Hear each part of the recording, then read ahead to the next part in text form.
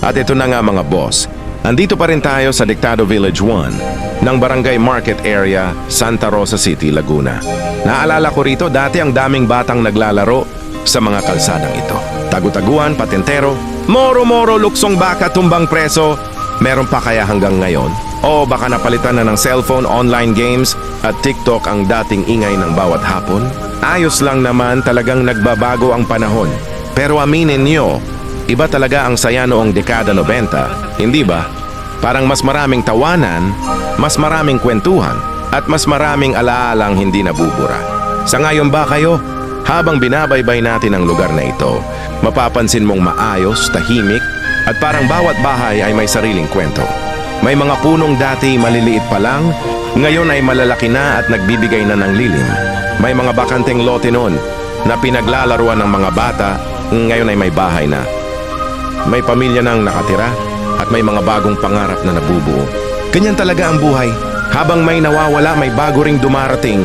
Naalala nyo ba nung bata pa kayo? Yung tipong paglabas ng bahay, hindi mo alam kung saan ka aabutin ng hapon. Minsan basketball, minsan habulan, minsan naman simpleng tambay lang sa ilalim ng puno habang nagkukwentuhan. Tapos pag sumigaw na si nanay mula sa malayo, alam mong oras na para umuwi. Pero bago umuwi, isang laro pa, isang ikot pa, isang tawanan pa, hanggang sa mapagalitan na. At syempre, hindi mawawala ang mga simpleng kalokohan noong kabataan. May nakaaway ka rin ba rito noon dahil sa laro? May nakatampuhan dahil sa dayaan? O baka ikaw yung laging taya sa tagu-taguan? Meron din kayang mga unang crush na dito unang nasilayan?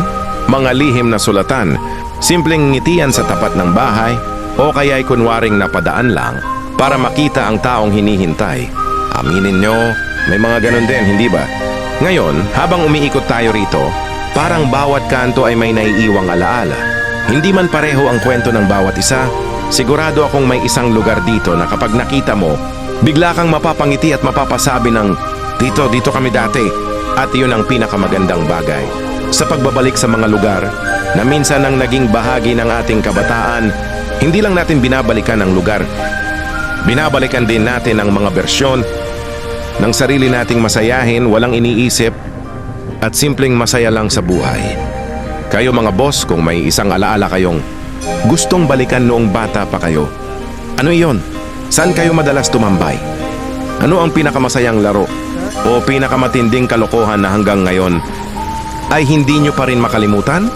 Kwento nyo nga sa comment section. Baka pare-pareho lang pala tayo ng mga alaala.